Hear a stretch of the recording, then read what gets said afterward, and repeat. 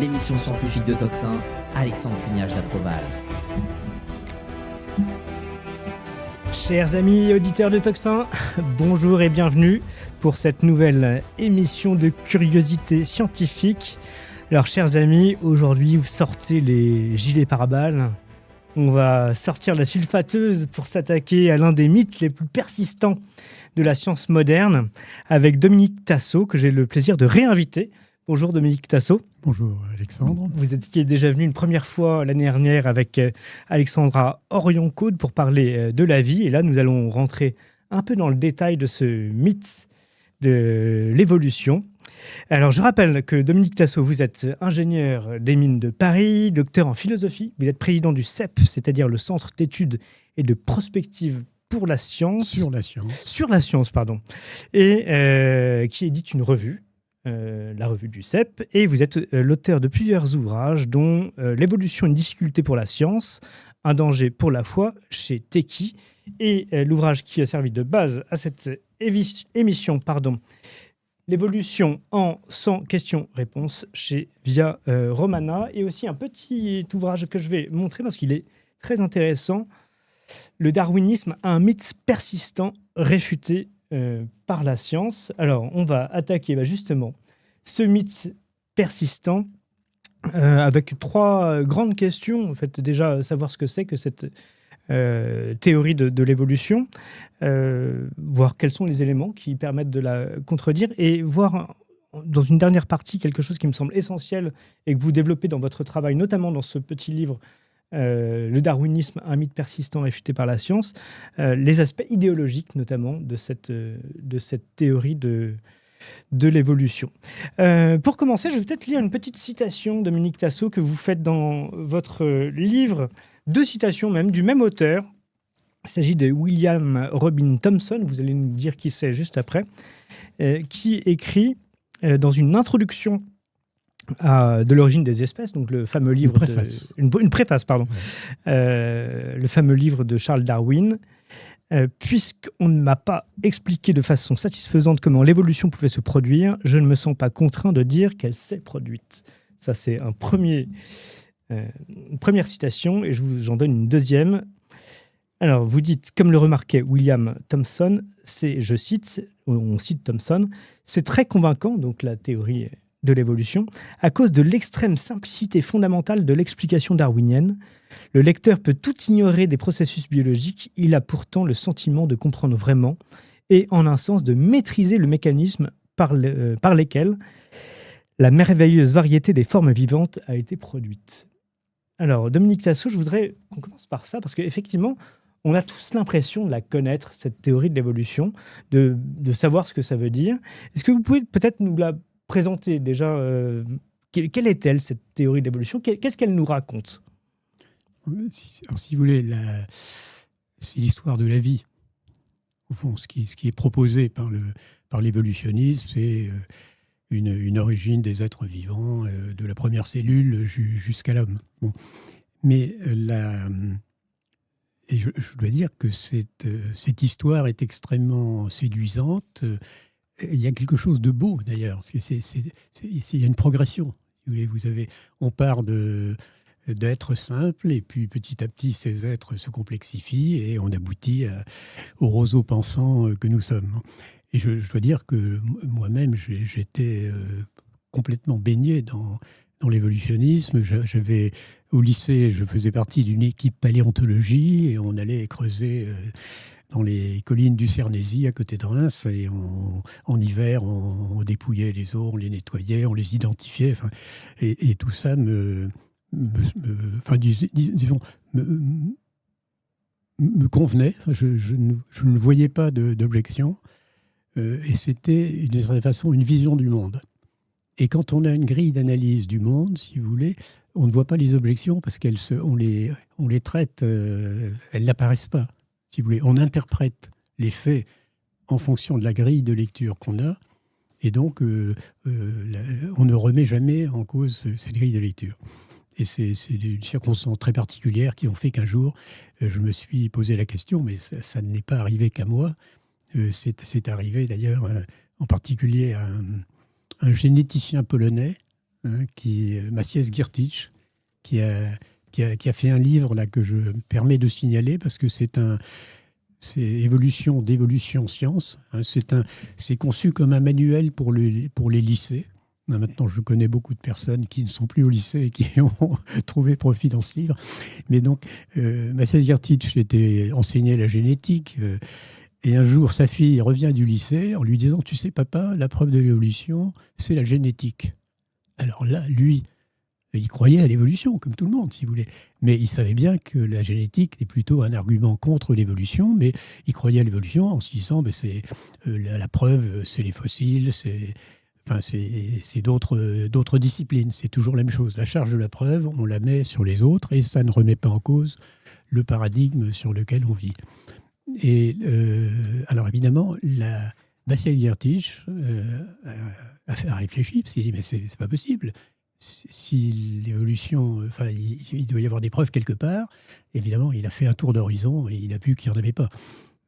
Donc c'est un petit peu le message que je voudrais faire passer ici, c'est que ce qu'on appelle preuves de l'évolution, en fait, ne sont pas des preuves au sens habituel du terme. Et là, il y a un point très important, et qui est, parce que vous avez dit, il faudrait savoir un petit peu ce que c'est que l'évolution, la théorie de l'évolution, etc. Oui, si on veut commencer par le commencement, très rapidement, alors le grand, pardon, excusez-moi, le grand théoricien de l'évolution, c'est donc Charles Darwin. Alors ils sont plusieurs, mais on va se concentrer sur Darwin. C'est le plus important. C'est le plus important. C'est celui qui a le plus marqué son époque, qui est d'ailleurs quelqu'un de brillant, Darwin, de très curieux, qui se promène partout dans le monde, qui voit des espèces d'animaux, etc. Et qui en tire ce modèle, cette théorie de l'évolution, et qui en fait ce livre fondamental de l'origine des espèces. Et vous allez peut-être développer le titre, d'ailleurs, du livre de Darwin, parce qu'il est éloquent, me semble-t-il. Effectivement. Alors, ce livre, justement, a été réédité un peu avant le centenaire. Donc, ce livre date de 1859, donc ça fait quand même un siècle et demi maintenant. Et en 1956, donc, un éditeur londonien a voulu le rééditer. Et évidemment, il fallait trouver une préface pour le livre. Et il s'est passé quelque chose qui n'arrive absolument jamais. C'est que le préfacier qu'ils ont trouvé, donc William Thomson, alors c'est un membre de la Royal Society, qui était biologiste en chef du Commonwealth à Ottawa, donc quelqu'un de tout à fait respectable dans l'establishment scientifique anglais. Et il a accepté de faire une préface, mais il a dit que ça sera une préface critique. Et ce qui est extraordinaire, c'est que l'éditeur a accepté. Si vous voulez, en général, le préfacier est quelqu'un qui encense le livre. Et là, alors, c'est quelqu'un qui met en avant, évidemment, toutes les qualités de ce livre, la quantité d'informations qui sont dedans, etc. Mais en même temps, comme vous l'avez dit en introduction, il admet que lui n'a pas été convaincu, évidemment, de l'évolutionnisme. Et tant qu'il n'y aura pas de preuves, justement, au sens propre du terme, il se dispensera de dire qu'il y croit. Et donc cette préface est très intéressante. Elle a été traduite, elle fait 20 pages, et elle a été traduite en français. Et elle se trouve sur le site du CEP, le-cep.org. Donc je conseille de la lire. Mais ce qui est très important, c'est qu'à un moment donné, il dit un des problèmes de l'évolution, c'est que les scientifiques ne sont pas capables de la définir avec précision. Alors ça, c'est un point très, très important. Et je vais dire que moi-même, quand je me suis mis à réfléchir sur l'évolution, j'ai mis très longtemps avant de trouver une définition. Parce que si on ouvre le dictionnaire, on va voir évolution, transformation, etc. Mais Oui, parce que pour bien comprendre, parce qu'on a tous comme ça une sorte de vague compréhension de ce que ça peut être, cette théorie de l'évolution, mais en réalité, elle n'est jamais parfaitement définie. Nous, on comprend comme ça, de manière un peu intuitive, de ce qu'on a retenu vaguement du collège et de ce qui est un peu dans l'air, dans l'ambiance, dans l'air qu'on respire. C'est que les espèces, quoi qu'on reviendra sur la notion d'espèce, évoluent, c'est-à-dire changent, se transforment au fur et à mesure du temps, par l'effet notamment de la sélection naturelle.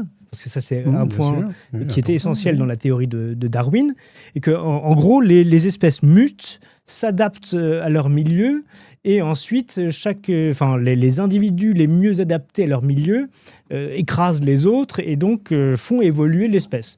Et donc on va arriver, je ne sais pas, à des girafes à long cou parce qu'elles vont atteindre les branchages les plus élevés. On va avoir des animaux qui voient la nuit. On va avoir les fameux papillons qui deviennent noirs ou blancs selon que les platanes sur lesquels ils se posent sont sombres ou clairs en fonction de la pollution, etc. etc. Donc les animaux s'adaptent, les animaux et partant les hommes, à leur environnement, et par le biais de la sélection naturelle, les espèces évoluent comme ça au fur et à mesure du temps. Et donc, il faut, beaucoup de temps pour que les espèces évoluent, et ensuite, des processus de sélection. C'est bien ça. C'est ce que tout le monde comprend, et c'est tout à fait crédible, on présente des arguments en faveur de cette vision de l'évolution.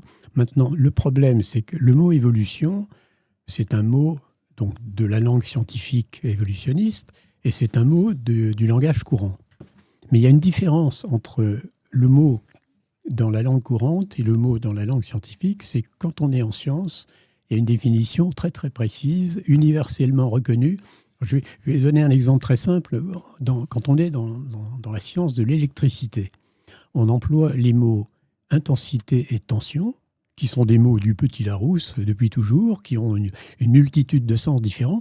Mais quand on est en électricité, l'intensité, c'est les ampères, la tension, c'est les volts, et tout le monde définit de la même façon le volt et l'ampère, quel que soit l'endroit où on se trouve.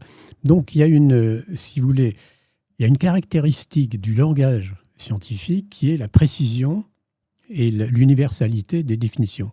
Et le problème de l'évolution, c'est qu'on ne trouve pas cette définition précise. Alors, je l'ai cherché pendant longtemps, et un jour, je tombe sur le manuel de Francine Brondex, chez Duno. Alors, c'est un manuel pour l'enseignement supérieur jusqu'à l'agrégation. Donc, c'est un manuel assez savant, costaud, etc. Et il y a un glossaire de 63 entrées à la fin. Donc, je me précipite vers le glossaire. Et le mot « évolution », malheureusement, ne s'y trouve pas. Mais il y a le mot « macroévolution », c'est-à-dire évolution au-delà de l'espèce, plus d'autres définitions. Et quand on lit le livre, alors il n'y a pas dans le livre, donc dans le glossaire, il n'y a pas microévolution, il n'y a pas évolution, mais quand on lit le livre, on voit apparaître la microévolution, qui est l'évolution à l'intérieur de l'espèce. Est-ce que vous pouvez expliquer un peu, détailler, qu'est-ce qu'on appelle microévolution? Donc on comprend que c'est à l'intérieur de l'espèce, mais en fait, ça veut dire qu'il n'y a pas d'innovation au sein de l'espèce. Alors, si vous voulez, le mot innovation n'est pas un mot scientifique, donc il ne faut pas. Si on veut le tenir des scientifique, il ne faut pas utiliser ce mot, ou alors il faut l'utiliser dans un contexte où il aura un sens très, très précis. Mais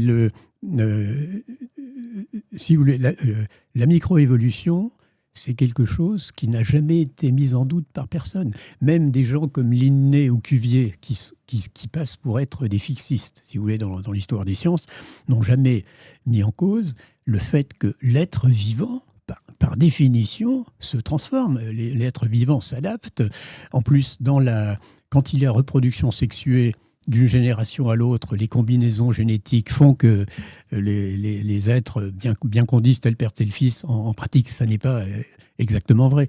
Donc, si vous voulez, la microévolution, c'est à la fois un fait constaté depuis toujours, et c'est en même temps, aujourd'hui, quelque chose dont on a une connaissance scientifique parce qu'on a trouvé le processus qui est derrière, à savoir la mutation. Et ça, c'est arrivé en 1910. Donc bien après Darwin. Donc il faut bien comprendre que Lamarck et Darwin ont lancé cette idée de l'évolution sans utiliser le mot. D'ailleurs, Lamarck parlait de transformisme et Darwin parlait de descendance avec modification. Donc là, c'est tout à fait descendance avec modification, c'est tout à fait technique. C'est-à-dire, on voit très bien ce que ça peut vouloir dire. Et le problème, c'est que les innombrables faits en faveur de la microévolution, on les utilise en faveur d'un concept flou global qui est l'évolution, alors que la macroévolution, elle, n'a jamais eu le moindre commencement de preuve. Alors, pour aller un peu dans le détail de la thèse de la théorie de Darwin, on va voir ensuite ce que ça veut dire qu'une théorie scientifique. Lui prend un exemple assez célèbre. Ce sont ces oiseaux qui se spécialisent en fait au sein de la même espèce selon les îles sur lesquelles ils se trouvent, et donc ils s'adaptent à leur milieu, et donc certains vont avoir des becs plus ou moins, avec des formes un peu spécialisées pour s'adapter aux essences des arbres en réalité. Et donc on voit bien que là, avec des micro-évolutions, des mutations, eh bien c'est les spécimens les mieux adaptés qui survivent le mieux. Donc là, on a bien une adaptation des spécimens selon leur environnement et une sélection naturelle des individus les plus performants selon leur milieu. Donc là, il y a bien quelque chose de l'ordre de la sélection naturelle, mais sur ce qu'on appelle donc la microévolution. C'est-à-dire que l'espèce n'a pas radicalement changé, et notamment les spécimens de telle et telle île, s'ils se rencontraient, pourraient se reproduire entre eux et donc appartiennent toujours à la même espèce, au sens biologique du terme. C'est ça. Alors maintenant, il y a ce qu'on appelle la spéciation, c'est-à-dire au sein d'une espèce, il peut y avoir des divergences, et puis surtout des divergences d'habitat qui font que l'interfécondité, au bout d'un certain temps, ne se fait plus, si vous voulez. Mais ça n'a rien à voir avec la macroévolution. Alors moi, je vais vous donner une définition de la macroévolution que j'ai mis très longtemps à établir. C'est tout simplement l'apparition d'un organe nouveau dans une lignée qui en était dépourvue. C'est-à-dire, on a une lignée d'animaux aveugles, et puis un jour, l'œil apparaît, la vision est réalisée. Ça, c'est la macroévolution, et ça, c'est ce à quoi on croit si on est évolutionniste. Alors, le problème... C'est ce que je vous disais tout à l'heure, on croit à l'innovation. Oui, mais alors là, c'est une vraie innovation, c'est un organe nouveau. Parce que, si vous voulez, il y a l'organe supplémentaire, par exemple, l'enfant qui naît avec 6 doigts, le trèfle à 4 feuilles, le mouton à 5 pattes, etc. Donc ça, ce sont des faits d'observation, mais ce ne sont pas des progrès. C'est-à-dire, ça n'apporte rien. Et même, d'ailleurs, quand un enfant naît avec 6 doigts, on essaye d'opérer le 6e doigt parce que c'est un handicap pour l'appréhension. Contrairement à ce qu'on pourrait penser, avoir un 6e doigt n'est pas du tout un avantage. Bon. Mais enfin, donc, ce qui ferait la macroévolution, si on l'a constaté un jour, c'est l'apparition d'un organe nouveau. Et ça, évidemment, il n'en est absolument pas question dans le livre de Darwin, et il n'en est pas question dans la littérature savante. Pour bien comprendre, ça signifie, donc, selon cette théorie de l'évolution, que nous avons donc des ancêtres animaux, alors archaïques, disons, très très simples, et par exemple qui acquièrent à un moment donné, mettons, le sens de la vue. Alors que nous avons des êtres biologiques qui ne voient rien, et d'un seul coup, le sens de la vue apparaît avec un organe nouveau. Voilà, c'est ce à quoi il faut croire si on est évolutionniste. Et je veux dire que... Et ça par mutation et par sélection. Ah ben ça, alors... par un procédé inconnu. Parce que, justement, il est clair que le schéma néo-darwinien mutation plus sélection, c'est-à-dire la mutation crée l'innovation génétique et la sélection la développe ou la choisit ou la met en avant. Ça, c'est... ce schéma mutation-sélection, personne n'a jamais prétendu que ça puisse déboucher sur un organe nouveau. Et Darwin lui-même, vous avez donné l'exemple de l'œil, mais Darwin lui-même disait que l'œil lui donnait la fièvre, parce qu'il se rendait bien compte du côté invraisemblable que des mutations liées au hasard, parce qu'il faut bien voir que le darwinisme, c'est la mutation au hasard. C'est pas une mutation dirigée. C'est pas. Oui, il n'y a pas ce qu'on appelle, ce que les anglo-saxons appellent l'intelligent design, c'est-à-dire le dessin intelligent. Et dans la théorie darwinienne, il n'y a pas une volonté divine, d'intelligence quelconque qui oriente l'évolution dans un sens. Non, c'est vraiment la mutation hasardeuse. Voilà. Et ensuite la sélection par l'adaptation de tel ou tel mutant, en quelque sorte. Et il faut que ça soit une loi de la nature. Et là, on le verra justement si on parle d'idéologie, parce que c'est ça qui a permis à l'évolutionnisme de déborder du domaine de la science. Alors, je voudrais qu'on avance sur cette notion de théorie, parce qu'on parle toujours de la théorie de l'évolution. D'ailleurs, c'est assez juste en réalité de parler de théorie de l'évolution, parce que c'est encore une théorie. Mais scientifiquement, il y a une nuance importante entre la théorie, qui peut être remise en cause, mais qui doit avoir certains critères pour être scientifique. Alors, je peux en donner quelques-uns, vous allez me dire si je me trompe, mais on peut dire que déjà, elle doit être explicative, la théorie, elle doit expliquer. En l'occurrence, la théorie de l'évolution est explicative. Elle doit être prédictive. Alors là, on va voir que même Darwin lui-même donne quelques indices de prédictibilité dans sa théorie. On va y revenir dans un instant si vous voulez bien. Elle doit être réfutable et éventuellement reproductible.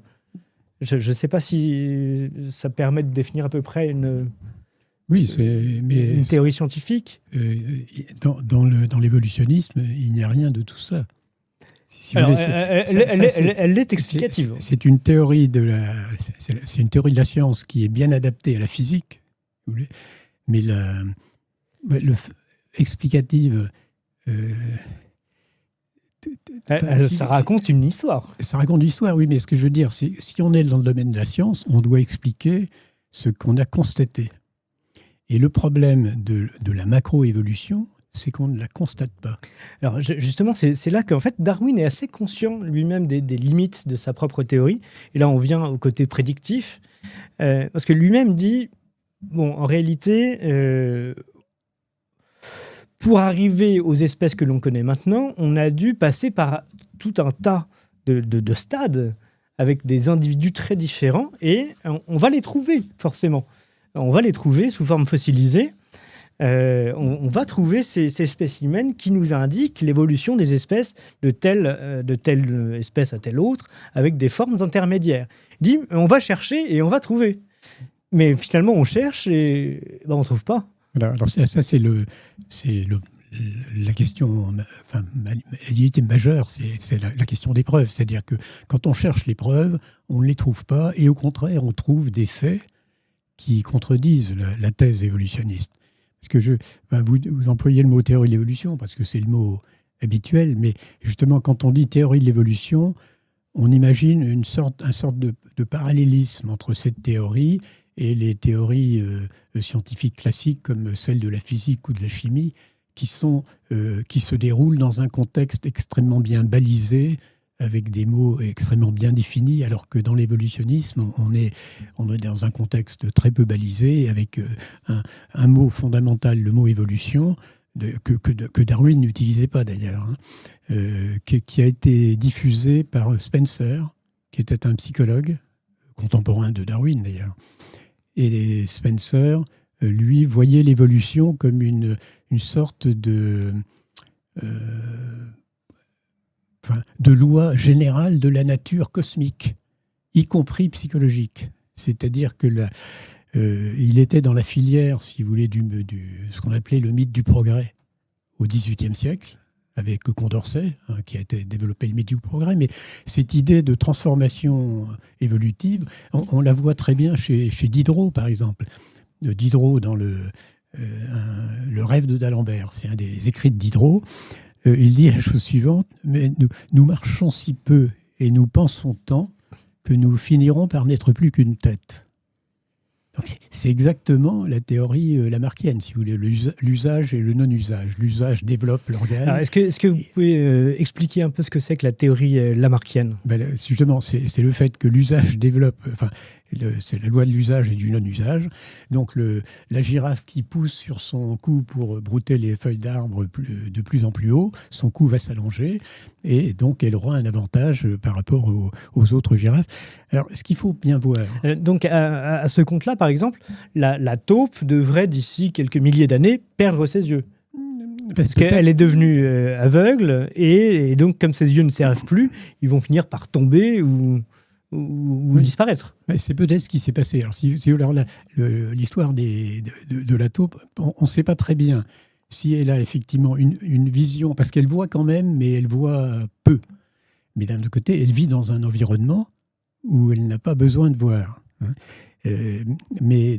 Donc, soit on peut dire la taupe, c'est une mutation régressive, si vous voulez, que la taupe a perdu la vision diurne qu'un animal normalement a, ou au contraire, elle a toujours eu une vision nocturne floue qui lui suffit. Hein. C'est un petit peu comme vous savez, les poissons qui vivent dans les profondeurs, ils vivent dans le noir et ils utilisent l'écholocation. Enfin, ils ont toutes sortes d'autres procédés pour se repérer que la vue. Mais pour en revenir à la... vous disiez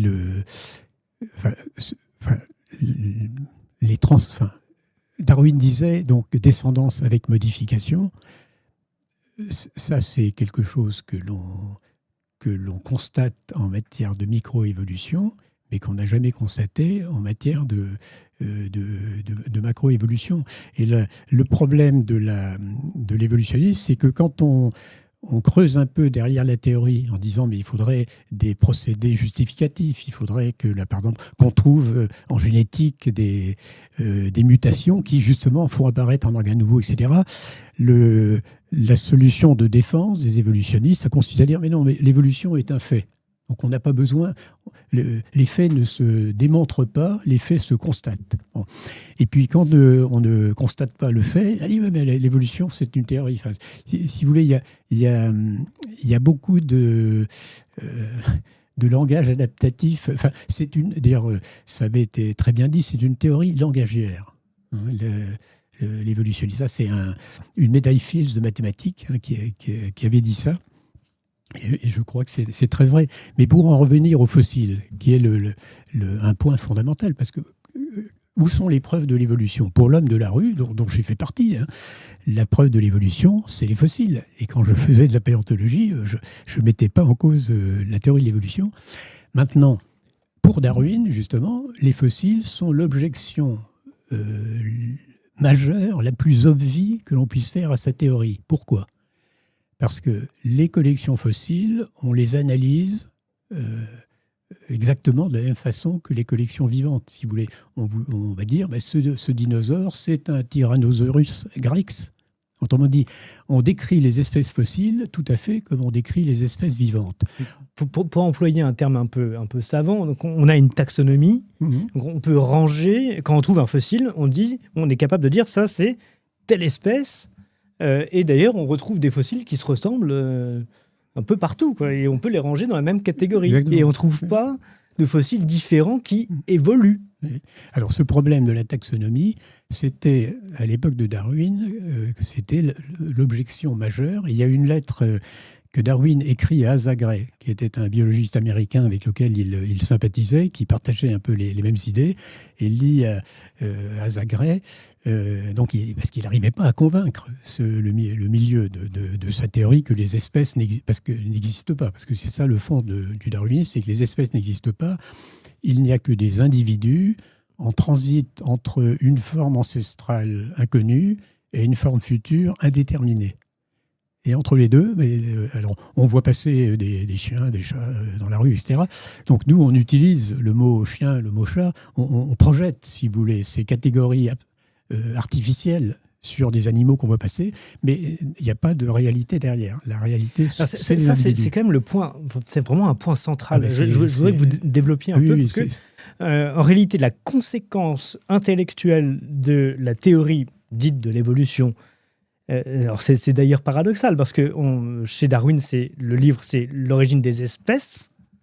Donc on constate bien qu'il y a des espèces avec une reproduction interne, etc. Mais la conséquence pratique de cette théorie, c'est qu'il n'y a pas d'espèces, il n'y a que des individus qui sont chacun en fait à un stade d'évolution donné.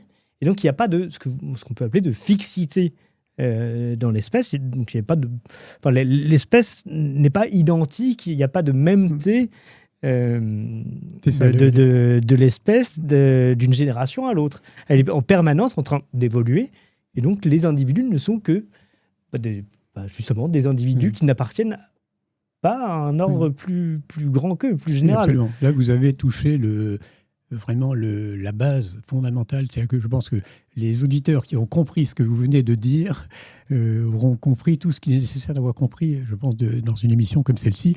Donc Darwin écrit à Azagré en se plaignant des naturalistes, donc ses confrères, qui s'entêtent à croire que les espèces sont des entités. Et ça, c'est le fondamental. C'est absolument fondamental. Et alors, le problème est suivant, c'est que le bon sens populaire croit à la stabilité des espèces. Hein, vous avez, quand on veut dire jamais, on dit quand les poules auront des dents, si vous voulez. Hein, donc c'est l'organe. Mais en Italie, on dit quand les ânes voleront. En Russie, on dira quand le crabe sifflera. Hein. Donc, si vous voulez, la stabilité des espèces, c'est vraiment quelque chose qui fait partie de la sagesse populaire. Alors, le problème est suivant. Si vous dites que les chattes font des chatons, alors là, évidemment, je me couvre de l'autorité du juriste qui est en face de moi, pour savoir si on a le droit de dire que les chats font des chatons, parce d'une certaine façon, on leur refuse le droit, on leur impose une détermination qu'elles n'ont peut-être pas choisie. Hein, donc je ne sais pas si juridiquement... Mais enfin, je prends la liberté de dire, moi, que les chats font des chatons. Vous êtes sur Tocsin, la parole est libre. Donc là, la parole est libre sur Tocsin. Et par contre, si vous êtes professeur de sciences naturelles, vous n'avez pas le droit de dire que les chats font des chatons, parce que les espèces n'existent pas. Si les espèces sont des entités stables, dont on peut parler et sur lesquelles on peut raisonner scientifiquement, à ce moment-là, l'évolutionnisme vole en éclats. Alors, on a un petit problème, parce que Darwin émet cette théorie au XIXe siècle, et au XIXe siècle, on n'a pas connaissance de quelque chose qu'on va découvrir un peu plus tard, à savoir la génétique. Pourtant, là, ça pose quelques problèmes, parce qu'on voit bien qu'il y a stabilité du code génétique lors de la transmission. Qu'en tout cas, on peut constater sans aucun problème que, notamment dans les espèces, il y a un nombre donné de chromosomes. Que les êtres humains n'ont pas le même nombre de chromosomes que certains grands singes. Que les drosophiles, si connus d'ailleurs par les biologistes, parce qu'elles font l'objet de tout un tas d'expériences, ont un nombre de chromosomes, je crois, deux fois supérieur aux hommes. Donc là, on a bien quelque chose qui heurte frontalement cette théorie de l'évolution, parce qu'il y a bien transmission d'un code génétique qui n'est pas reproductible d'une espèce à l'autre, ne serait-ce que par le nombre de chromosomes. On le voit bien avec la trisomie. D'ailleurs, la plupart des trisomies hors la 21 sont mortelles. Les individus qui sont porteurs de trisomie ne peuvent pas vivre. Certaines sont viables comme la trisomie 21, mais on connaît les conséquences pour le développement de l'individu qui est porteur d'une telle anomalie génétique. Si on revient un petit peu en arrière dans l'histoire, alors effectivement, comme vous le disiez, à l'époque de Lamarck ou de Darwin, la génétique n'existait pas. Donc d'une certaine façon, ils ne pouvaient pas savoir ce qu'ils disaient. Mais on n'a pas à leur en faire le reproche, parce que la génétique n'existait pas. Et il faut dire qu'à la fin du XIXe siècle, il y a eu des expériences dites de Weissmann. Alors, il s'amusait à couper la queue des souriceaux. Alors, le souriceau, enfin, la souris a un cycle de reproduction assez rapide, hein, c'est de l'ordre de 20 ou 40 jours, enfin, très, très, très étroit. Donc, il a pu couper la queue de souriceau pendant 2000 générations consécutives. Et la théorie aurait voulu que les souriceaux naissent avec des queues de plus en plus petites, puisque cette queue ne leur servait à rien, puisqu'elle était coupée, et en fait, il y avait toujours la même longueur de queue. Donc, on en a conclu à l'époque qu'il n'y avait pas hérédité des caractères acquis. C'est-à-dire que la queue coupée est un caractère acquis, c'est quelque chose qui arrive au cours de l'existence, et finalement, ça ne se transmet pas les descendances. Alors ça, c'était un argument extrêmement lourd contre l'évolutionnisme, puisque que ce soit Lamarck ou Darwin, pour que la petite modification se transmette de génération en génération, il faut qu'elle soit héréditaire. Alors, il y a pourtant, et là on voit qu'il y a quand même une sorte d'intuition chez Lamarck et Darwin, c'est-à-dire qu'il y a cette intuition de la mutation qui peut se transmettre, et ça on le constate en génétique. on peut voir des mutations, d'ailleurs, qui sont souvent des dégénérescences. Souvent, la plupart du temps, les mutations vont pas vers le mal, je ne voudrais pas mettre un aspect moral, mais vers ils sont régressifs. Sont régressifs, merci. Je vous remercie de la précision du vocabulaire. Mais malgré tout, ces mutations-là se transmettent ensuite aux héritiers. Voilà, c'est ça qui a, en 1910, si vous voulez, on a découvert la théorie des mutations. Et la mutation concerne le noyau, et donc c'est transmissible à la descendance. Et donc, on a cru que l'objection qu'on pouvait faire à Lamarck et Darwin était réglée, puisque on avait une possibilité d'innovation transmissible. Alors ça, c'était en 1910. On est en 2025 aujourd'hui. Ça veut dire qu'on a un siècle de recul sur les mutations. Donc en 1910, on a cru que le darwinisme était sauvé par la découverte des mutations. Un siècle après, on n'est plus à la théorie des mutations, on est à la réalité des mutations. On a une vaste expérience sur ce qui se passe dans les mutations. Et comme vous le disiez, les mutations sont dans leur immense majorité régressives. Et pourquoi ? C'est parce qu'on sait maintenant, avec la biologie moléculaire, ce que c'est qu'une mutation. Si vous voulez, en 1910, De Vries ne savait pas ce que c'est. Il voyait des mutations, etc., mais il n'avait pas, comme on l'a aujourd'hui, une connaissance très très précise dans le séquençage. On peut repérer, si vous voulez, les éléments qui ont varié dans les séquences chromosomiques. Et donc, aujourd'hui, la mutation, c'est quelque chose de très bien connu, qu'on peut décrire. Et c'est une erreur de copie. On va peut-être, de manière un peu grossière, mais expliquer un peu.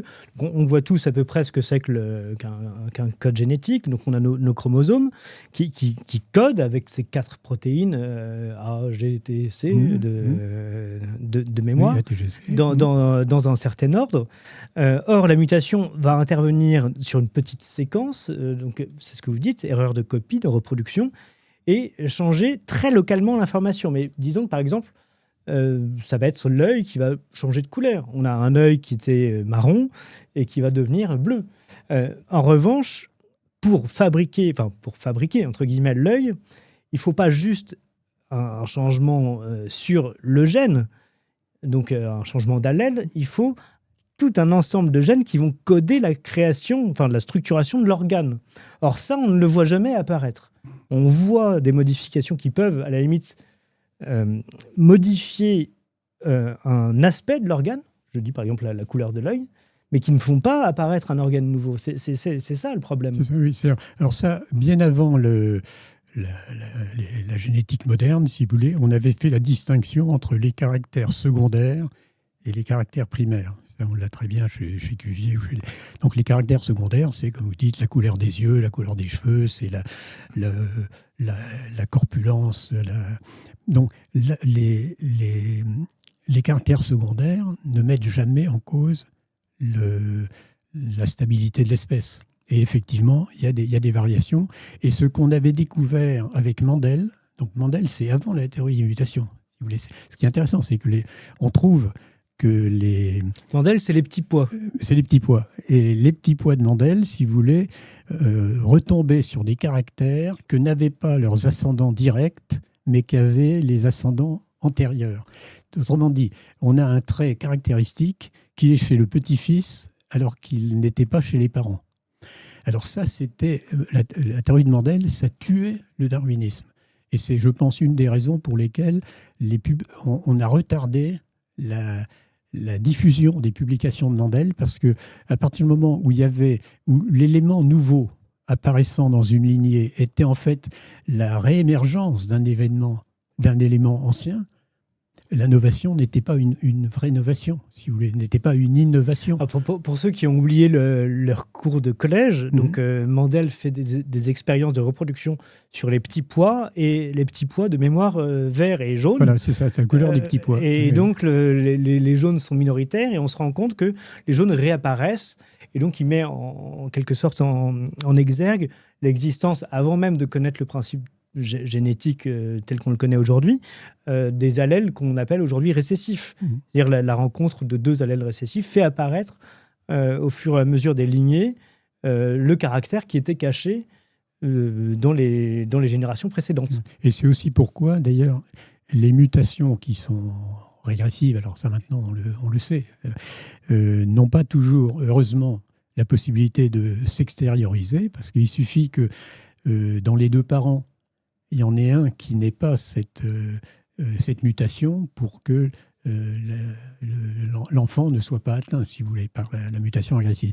Mais enfin, malgré tout, aujourd'hui, la génétique est une science très développée. Enfin, il y a vraiment des dizaines de milliers de chercheurs qui travaillent sur la génétique. Et contrairement à ce qu'on avait cru, justement, à l'époque, on avait découvert la théorie des mutations, ça n'est pas du tout un argument en faveur de l'évolution, parce que d'une part, ces mutations étant des erreurs de copie, sont régressives, elles ne sont pas du tout capables d'apporter des éléments nouveaux. Et il y a ce que John Sanford appelle l'entropie génétique. Alors ça, j'invite les lecteurs qui veulent creuser cette question à se procurer le livre de John Sanford, L'entropie génétique, qui a été traduit en français. Il y a eu 5 éditions aux États-Unis avant l'édition française. Donc l'édition française a été faite sur la dernière édition. C'est vraiment un ouvrage considérable. John Sanford, c'est un des inventeurs du canon à gènes. Donc il a peut-être 200 publications savantes. Donc c'est un généticien vraiment reconnu, qui a surtout travaillé sur les plantes. Enfin, peu importe. Mais enfin, ce qu'il dit, c'est que d'une génération humaine à l'autre, il y a à peu près 100 mutations régressives qui s'introduisent. Alors, toutes ne s'extériorisent pas, mais ça veut dire que nous sommes en train de d'évoluer. Et là, je reviens sur le titre du livre de Maciej-Giertych, c'est « Évolution, dévolution, science ». C'est-à-dire, la science, ce n'est pas l'évolution progressive, parce que quand on dit évolution, on sous-entend toujours progressive. Mais en fait, non. Ce qu'on constate, malheureusement, c'est l'évolution régressive. Et vous et moi portons des lunettes, si vous voulez, et nos ancêtres médiévaux avaient une meilleure vue. Alors, je n'entre pas dans la question de savoir pourquoi, etc. Mais la régression visible de l'espèce humaine et je pense de toutes les espèces, c'est une des découvertes de la biologie moderne, parce qu'on sait pourquoi. C'est l'accumulation des mutations. C'est-à-dire que c'est comme la rouille sur c'est une comparaison que donne John Sanford, c'est la rouille sur une voiture. Alors évidemment, malheureusement, aujourd'hui, avec l'aluminium, les carrosseries ne rouillent plus. Mais les points de rouille s'accumulent sur une voiture et ils ne disparaissent jamais. Alors, on pourrait vous faire la remarque inverse, c'est-à-dire que l'accumulation des mutations, par hasard, pourrait arriver dans la masse des mutations à aboutir, par exemple, à un organe nouveau.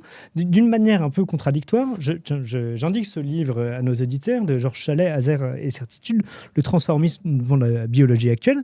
Il fait une étude mathématique de probabilité que un organe apparaisse. Alors, la probabilité est infinitésimale, mais j'ai envie de vous dire, si on a une infinité de temps devant nous, même cette probabilité infinitésimale, elle devrait pouvoir se produire un jour ou l'autre. Alors, il y a un argument que, justement, donne John Sanford contre cette idée. Alors, c'est ce qu'il appelle les blocs de liaison. C'est-à-dire que la transmission des gènes ne se fait pas séquence par séquence, elle se fait par bloc. Et dans le bloc où il y a la mutation progressive heureuse, il y a aussi 5 ou 6 mutations régressives.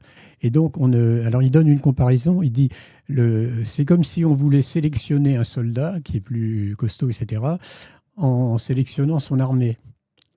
Et ça ne marchera pas. On va sélectionner un ensemble, mais on n'isolera pas la mutation positive. Donc, qu'il y ait une mutation. Alors, qu'est-ce que ça veut dire que mutation positive? Parce que le problème, c'est que... C'est un peu le cœur du sujet. Enfin, c'est l'autre aspect de cette théorie, c'est que ça sous-entend un progrès. Alors, Enfin, un progrès, donc, en tout cas, une complexification ou, à minima, une meilleure adaptation de l'espèce. Mais on a vu qu'en fait, pour eux, l'espèce n'existe pas, mais des individus à leur environnement. Mais alors, si vous voulez, les exemples qu'on donne de mutations positives, c'est toujours positif pour l'homme. Je prends par exemple la mandarine qui n'a pas de pépins. Alors, évidemment, c'est plus intéressant à manger, si vous voulez. Maintenant, sur le plan de la reproduction de l'espèce, du point de vue de la mandarine, c'est catastrophique. C'est tout à fait une régression. C'est comme la plante qui résiste au Roundup. Hein, vous avez des sélections et donc on peut.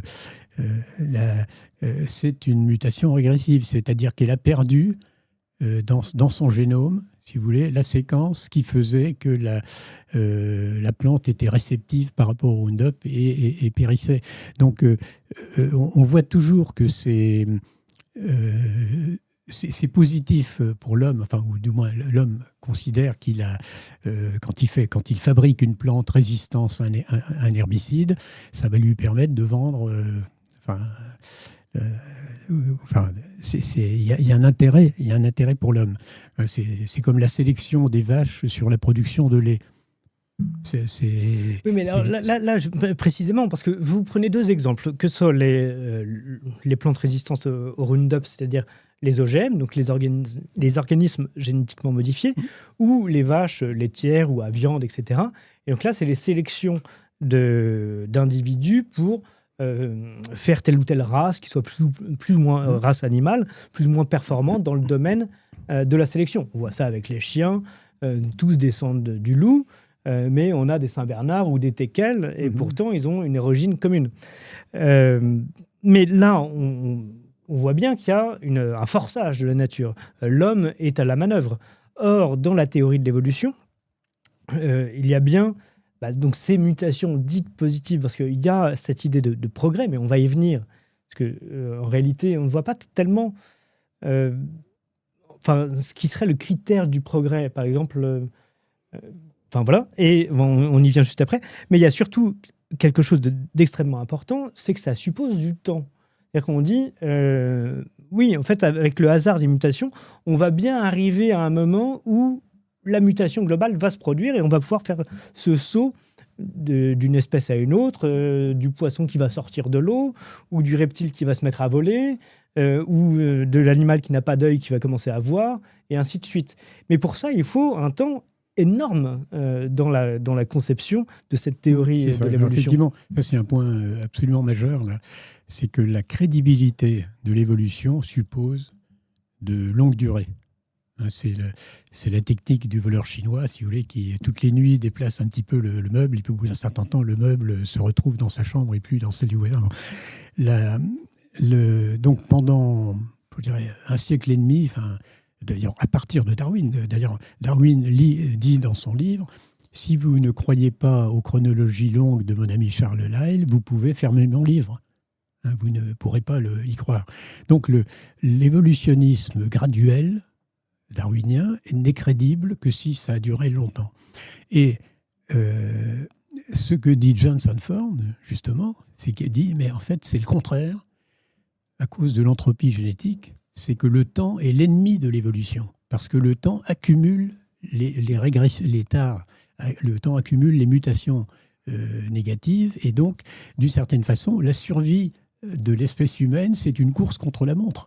C'est-à-dire que s'il y a 100 mutations régressives par génération, eh bien, il n'y en a pas pour des millions d'années. Si vous voulez, il y aura peut-être quelques centaines de générations, mais pas plus. C'est-à-dire que, alors ça c'est très important parce que l'entropie, alors ça veut dire la désorganisation, la perte d'information, la perte d'énergie, donc le fait que la tasse de café est refroidie. Voilà, donc c'est le principe selon lequel tout vient vers un équilibre, disons, moyen, quoi. Voilà, autrement dit, ma tasse de café ne va jamais chauffer toute seule sur la table, et au contraire, elle va prendre la température, elle va se mettre avec le temps à la température environnante. Alors l'entropie, on peut dire que c'est la loi la mieux établie de toute la physique. Si vous voulez, et puis c'est une loi absolument universelle, puisque c'est vrai pour la transmission des messages en matière d'information. On n'a jamais vu un message s'améliorer. C'est le principe du téléphone arabe. Voilà. On a un message qui est très bien structuré, et à force de le transmettre, on n'a jamais vu un message s'améliorer en qualité et en contenu, mais on voit des détériorations à fur et à mesure qu'il passe. Voilà, c'est ça. Donc, cette comparaison avec l'information et le génome, c'est la même chose. C'est la même chose. Donc, on voit bien que l'entropie s'applique dans la génétique comme elle s'applique absolument partout. Donc, on pourrait dire que l'entropie, qui est la loi la mieux établie de toute la physique, c'est la loi de l'impossibilité d'une évolution progressive. C'est-à-dire que ceux qui insistent pour l'existence d'une évolution progressive qu'on n'a jamais constatée s'opposent à la loi la mieux établie pratiquement de toute la science. C'est quand même intéressant à signaler. C'est que là, aujourd'hui, on constate, de manière absolument généralisée l'existence de l'entropie. Alors, il y a quand même un mot là qui revient à plusieurs reprises là, dans notre discussion. Vous parlez d'évolution progressive, c'est ce mot de progrès. Et là, on voit, à mon avis, le cœur de cette théorie, c'est cette idée de progrès. Et qu'en réalité, cette théorie vient à l'appui de l'idée de progrès. C'est là où on vient à la question idéologique. C'est-à-dire qu'on n'est plus tellement dans la théorie scientifique, mais dans l'idéologie, et notamment dans l'idéologie du progrès. C'est-à-dire, il y a un sens de l'histoire, on pourrait parler des marxistes. Il me semble que Karl Marx a fait ou a voulu faire préfacer l'un de ses livres par Darwin. Donc il y a un lien entre le socialisme scientifique, entre cette idéologie très 19e progressiste, mais qui se retrouve également au XXe siècle chez les libéraux, et même dans l'Angleterre victorienne, où on voit que... en fait, cette théorie de l'évolution, de la suprématie des mieux adaptés, vient asseoir une idéologie sociale de domination. Oui. Alors ça, c'est vraiment, je pense, un point fondamental, cette idée de progrès, alors qui naît même au XVIIe siècle, même si c'est le XVIIIe qui l'a le plus lancé. Et il faut bien voir que évidemment, le progrès technologique a servi de substrat un peu à cette notion de progrès, mais les gens considéraient le progrès comme quelque chose d'absolument universel. Par exemple, Condorcet, qui est le grand chantre du progrès fin XVIIIe siècle, au moment de la Révolution, étendait, pour lui, le progrès moral faisait partie de la loi du progrès général. Et donc, c'est comme si le temps devenait une cause. C'est-à-dire que derrière l'idée de progrès, il y a l'idée que le temps apporte des éléments différents. Le temps agit comme une cause. Ça, c'est tout à fait nouveau, si vous voulez.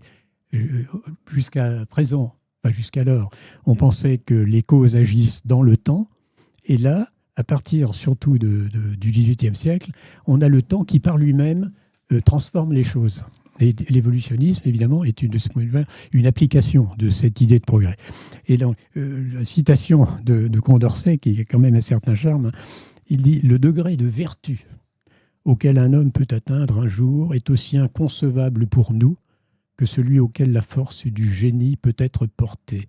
Qui sait, par exemple, s'il n'arrivera pas un temps où nos intérêts et nos passions n'auront sur les jugements qui dirigent la volonté pas plus d'influence que nous ne les voyons en avoir aujourd'hui sur nos opinions scientifiques. » C'est-à-dire l'idée que l'humanité progresse tellement qu'elle va devenir non seulement plus intelligente, si vous voulez, mais plus morale. Et cette idée-là, alors Spencer l'a portée, qui est l'inventeur du mot évolution, lui voyait l'humanité comme une partie de la nature. C'est-à-dire que pour lui, c'est toute la nature cosmique qui était en progrès général. Et donc, les progrès de l'espèce humaine faisaient partie d'un ensemble progressiste générale. Alors c'est amusant parce que là, on pourrait penser que c'est une école purement progressiste, voire marxiste, avec un sens de l'histoire, un sens de la nature, quelque chose d'orienté vers du bien. Mais on trouve ça même chez des auteurs, d'une certaine manière, comme Bergson, qui, lui, considère aussi que la création est toujours en train de se faire, alors que lui, c'est un auteur chrétien. Donc, c'est un créationniste. Il pense qu'il y a une origine, que le monde est créé par Dieu. Mais il considère que la création est toujours en train de se faire et donc elle n'est pas encore aboutie. On a ce même phénomène chez des gens qui pourtant n'ont pas la même origine idéologique. Oui, absolument. D'ailleurs, personne. Mais alors, si vous voulez, tous les intellectuels de l'entre-deux-guerres ont été acquis à ce mythe évolutionniste. Si vous voulez, le mythe du progrès a frappé très fort. Alors évidemment, aujourd'hui, c'est un petit peu différent parce qu'on voit les limites du progrès. On peut même se poser des questions, mais ce n'est pas le sujet de cette conférence, si vous voulez, sur la valeur du progrès en tant que tel. Mais il faut reconnaître que entre les deux guerres, il y avait un optimisme que même la Première Guerre mondiale n'avait pas suffi à démolir. Et seulement l'élément important, et c'est là où Darwin a créé dans cette mentalité générale progressiste, un élément absolument nouveau et fondamental, c'est l'idée que l'on progresse en détruisant. Ça, c'est profondément contradictoire, si vous voulez. Normalement, si vous voulez, la guillotine ne crée pas l'homme intelligent. Au contraire, elle en a supprimé un certain nombre. Donc, avec le darwinisme, alors ça, c'est un point méconnu, alors que c'est vraiment, littéralement, dans le livre de Darwin, L'origine des espèces, tout le monde se focalise sur la survie du plus apte. Mais en réalité, pour que, en pratique, la survie du plus apte puisse faire évoluer l'espèce, il faut qu'il y ait disparition du moins apte. Oui, donc destruction du plus faible. Absolument. Par le plus fort, par on le est bien plus fort. d'accord. Et ça, c'est l'essence du darwinisme ou de ce qu'on appelait le social-darwinisme. C'est-à-dire que ce qui a changé dans les sociétés post-darwiniennes, si on veut, c'est ça. C'est l'acceptation que la destruction, que l'élimination, alors du moins apte, bien sûr, mais qui définit le moins apte, hein. On peut inverser le raisonnement. En réalité, c'est celui qui a survécu qui est le plus apte. La preuve, il a survécu. Oui, c'est une parfaite tautologie. Et donc, c'est positif parce qu'il a survécu. Voilà. Et donc, le critère du bon, c'est la survie. Voilà. C'est-à-dire que Darwin, si vous voulez, donne une justification a posteriori à toutes les situations acquises. Et alors, ça a des conséquences gigantesques. On arrive sur le plan strictement idéologique. D'ailleurs, on voit que dans le domaine économique, ça a donné aussi la destruction créatrice. Hein, c'est Schumpeter de... Oui, ou même vous avez, si vous lisez Carnegie et Rockefeller, qui sont, alors c'est avant 1914, si vous voulez, c'est les fondateurs des grandes dynasties industrielles aux États-Unis. Pour eux, justement, l'élimination du concurrent plus faible, c'est la loi du progrès. Et c'est une loi de la nature, c'est une loi divine. Rockefeller dit c'est une loi divine. Alors, quand moi j'élimine mon concurrent, alors nous, en réalité, l'élimination du concurrent, c'est une régression globale pour la société. Alors tout dépend de la manière dont ça se fait. On voit bien que cette théorie libérale du libre marché, de la concurrence de tous contre tous, libre et parfaite, c'est l'héritage direct de ce darwinisme. Absolument, oui. C'est la transposition dans l'économie de la théorie de l'élimination du moins apte en sociologie. D'ailleurs, quand on a dit que le marxisme était un socialisme scientifique. Bon, alors en quoi était-il scientifique ? Alors, si on lit la correspondance de Marx, c'est pas du tout à cause de ses théories sur le capital que personne ne lit, hein. C'est parce que alors, et ça, il l'écrit à Lassalle, qui était le chef du socialisme en Allemagne à l'époque. C'est le livre de Darwin qu'il termine de lire. Donc, un an après la sortie du livre de Darwin, il écrit à Lassalle en lui disant « C'est le livre qui donne une justification à la lutte des classes dans l'histoire. » Autrement dit, la lutte des classes, c'est la transposition par Marx de la lutte pour la vie chez Darwin. Seulement, il y a un problème qui est très peu souligné, c'est que la lutte pour la vie darwinienne, elle est à l'intérieur de l'espèce. Mais la lutte pour la vie réelle dans la nature, elle est entre espèces. C'est la proie et le prédateur.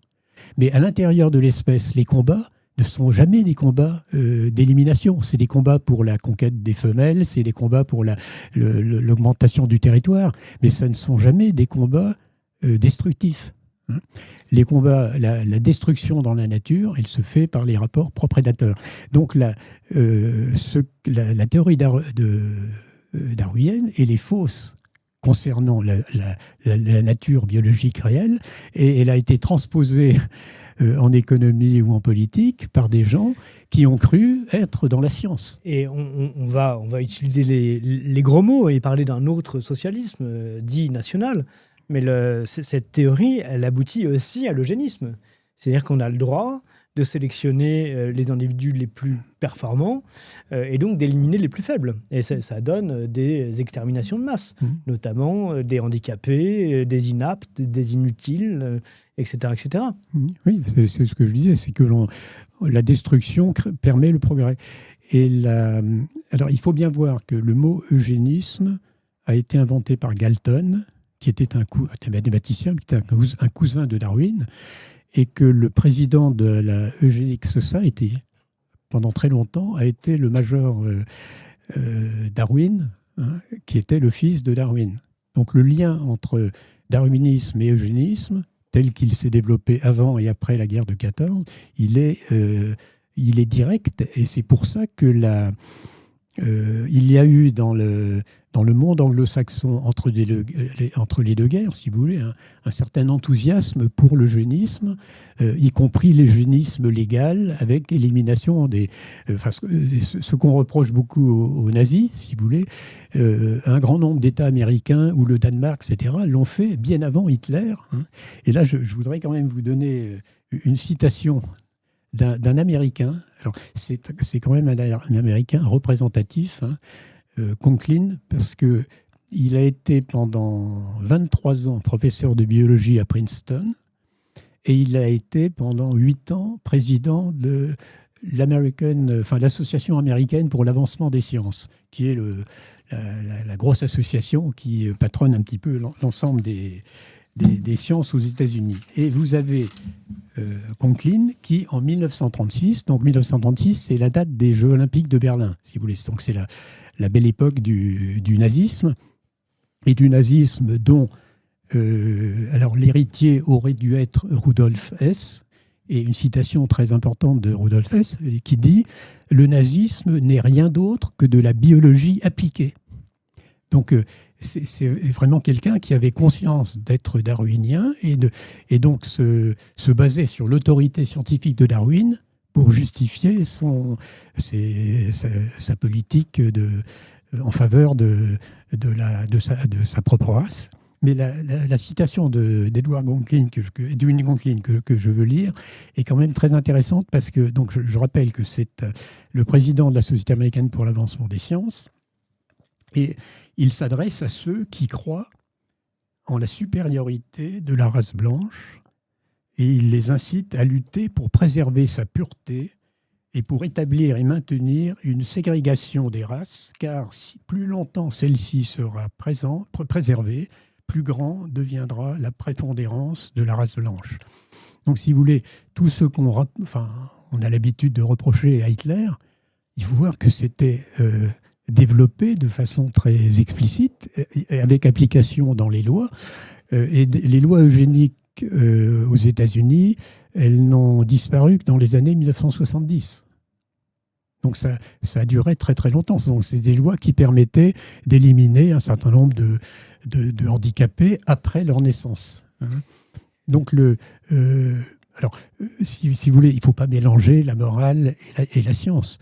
Mais précisément, c'est cette théorie-là qui aboutit à une lecture morale de la science, parce que cette idée de progrès, cette idée que en réalité le meilleur c'est le plus apte, par cette sorte de tautologie en disant parce qu'il a survécu c'est le bon, c'est comme ça que l'aspect moral est introduit. Et je voudrais dire à nos auditeurs, c'est quand même important là ce qu'on est en train de dire et ce qu'on est en train de faire, c'est que derrière ces théories qui en réalité ne tiennent pas, il y a des choses extrêmement graves. On voit que le socialisme dit scientifique repose largement sur cette théorie. On voit que le libéralisme le plus fou repose également sur ces théories, que l'accumulation sans fin de richesses repose sur ce type de théorie, que l'extermination des plus faibles peut reposer sur ce genre de théorie. On voit là qu'on touche à des choses extrêmement importantes, sous couvert de science, sous couvert de progressisme, donc quasiment de bon sentiment. Hein. On arrive à des choses absolument terribles, alors qu'il n'y a aucun fondement solide à l'appui de ces théories. Je voudrais faire une citation, et je vous laisserai, Dominique Tassot, réagir dessus. Citation de Darwin lui-même, qui écrit « Il est très important que nos idées soient lues par des hommes intelligents, accoutumés aux arguments scientifiques, tout en n'étant pas naturalistes. Cela peut paraître absurde, mais je m'imagine que de pareils hommes entraîneront après eux les naturalistes qui s'entêtent à croire qu'une espèce est une entité. » Alors c'est très intéressant cette citation, parce que en fait, Darwin est très conscient là, de ce qu'il fait, de ce qu'il dit. Il dit non, mais en fait, notre théorie n'est pas scientifique et on va convaincre les scientifiques spécialistes du domaine, c'est-à-dire les naturalistes, qu'on appellerait aujourd'hui les biologistes, par le politiquement correct, quoi, par la doxa majoritaire, mais qui elle-même ne repose pas sur des arguments scientifiques. C'est exactement ce qu'il dit. Il y a une interpénétration en fait entre la politique et la science. Alors ce qui se passe, c'est que la mauvaise science fait la mauvaise morale et fait la mauvaise politique.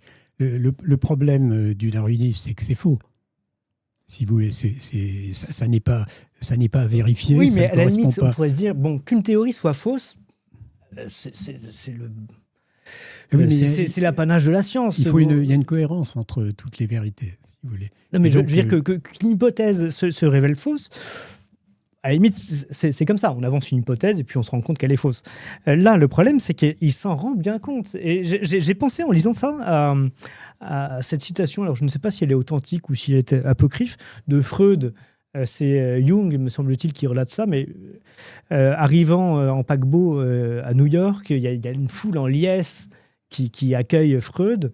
Et Freud dit les malheureux, s'ils savaient que nous leur apportons la peste. Parce que en fait, Freud est très, très conscient que la psychanalyse en fait, est un ravage pour la psyché humaine.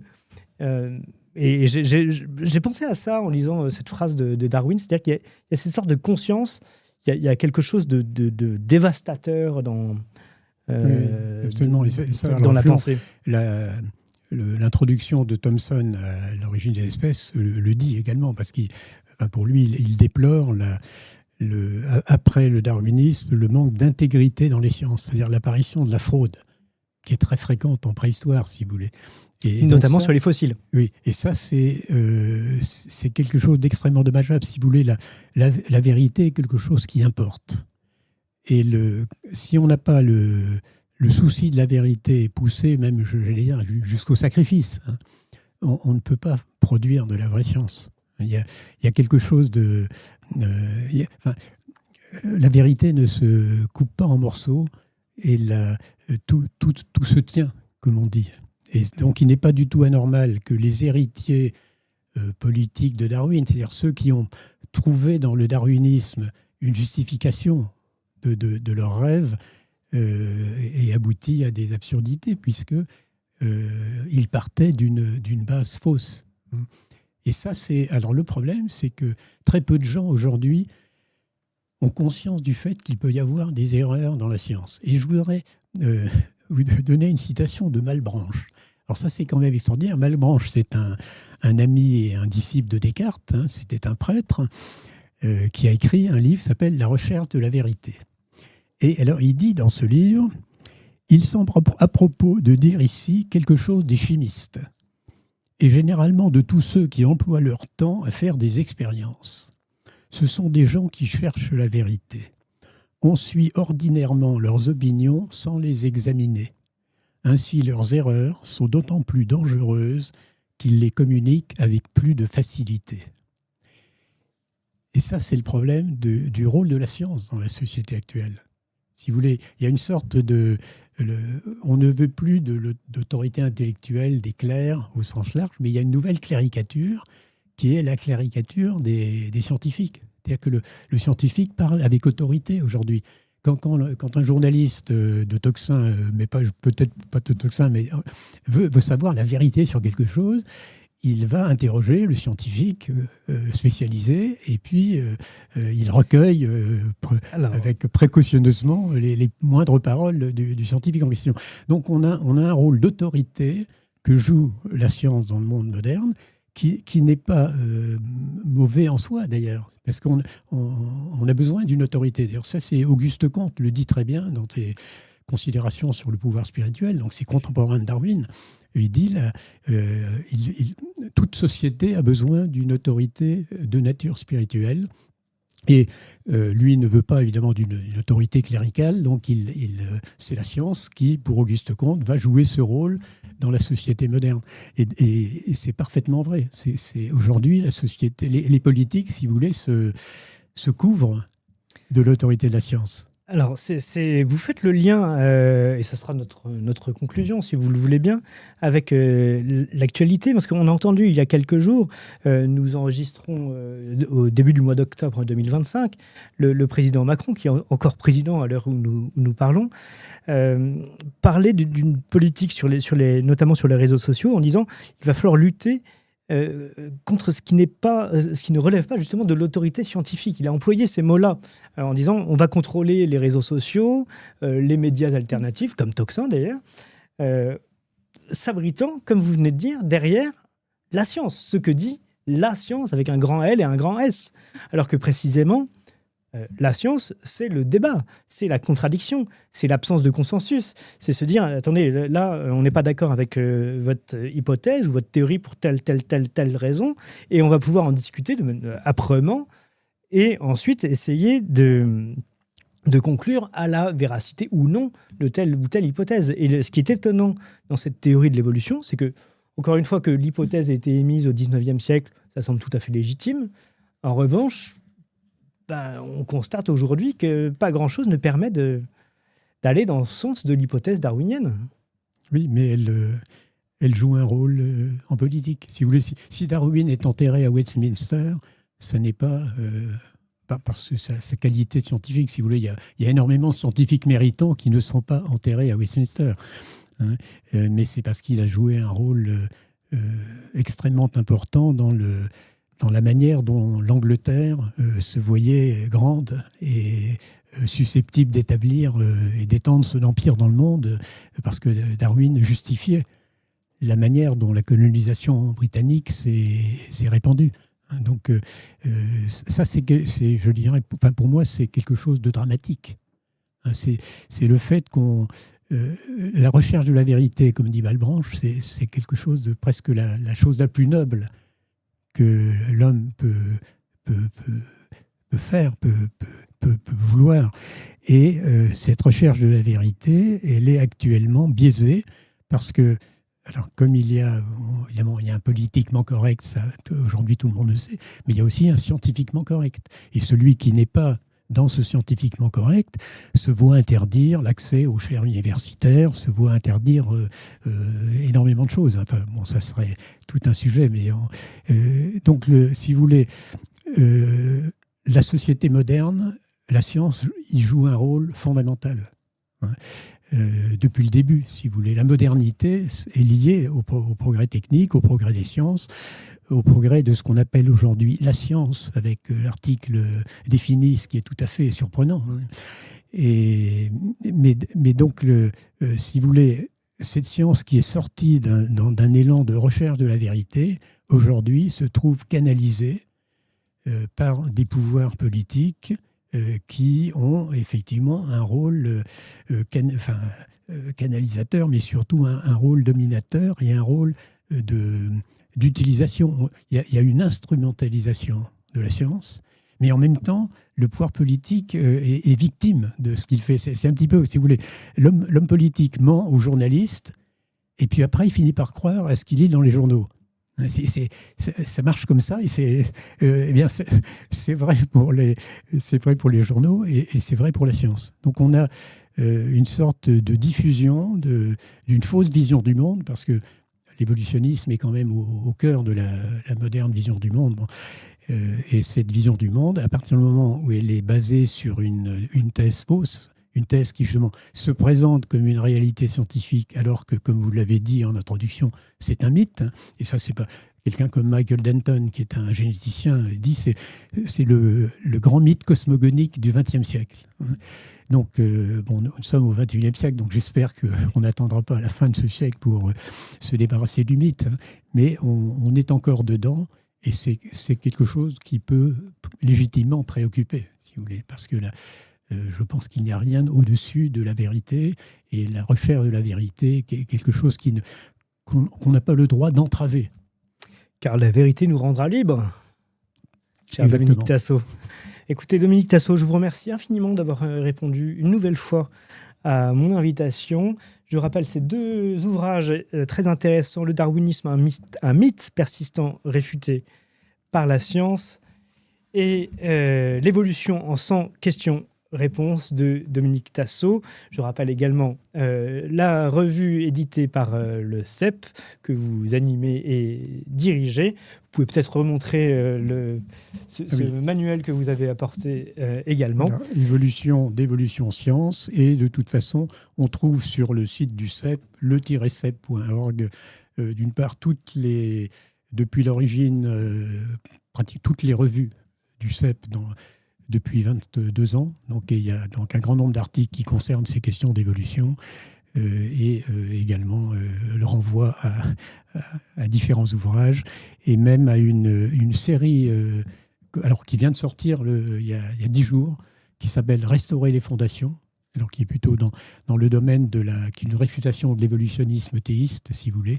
Mais c'est une série vidéo traduite de l'américain, de 18 heures de projection, quelque chose de considérable, et que j'invite éventuellement les auditeurs à se procurer si c'est tous ces enjeux de toute nature qui sont derrière l'évolutionnisme les intéressent. Merci encore, Dominique Tassot, et à bientôt, j'espère. Est-ce que vous avez voté sur toxin-media.fr/nous? Est-ce que vous avez voté sur toxin-media.fr/nous pour pouvoir dire quel projet vous souhaitez soutenir? Je vous rappelle qu'on a 7 projets là en projet, justement. André Berkoff pour sa quotidienne, l'émission historique d'Éric Branca, le RIC, les projets, les grands débats qu'on n'a pas, nous, avec le gouvernement, eh bien, on les propose sur Toxin. On a l'émission humoristique de Thomas Séraphin et de sa bande. Et puis on a l'application, le site, le magazine et Toxin près de chez vous. C'est-à-dire grand reportage où on vient près de chez vous et on va parler des problèmes concrets des uns et des autres. Et puis surtout on se rencontre, ce qui peut être absolument génial. Donc tout ça, ce sont des projets qui sont ouverts. Là, vous allez voter, vous nous dites lesquels vous voulez en priorité. Et surtout, vous nous soutenez pour tous ces projets. Et pour ça, on a besoin de vous sur toxin-media.fr/nous, toxin-media.fr/nous. Puis j'en profite de vous avoir, je vais vous montrer le studio de Toxin où je travaille tous les jours. Bon, il y a encore mes feuilles. Donc voilà, mes petites... vous voyez, pour le moment, on a bien progressé parce qu'on a repeint la table en orange. On a mis des rideaux et c'est beaucoup mieux quand même. Et vous voyez qu'on a une jolie vue avec des arbres.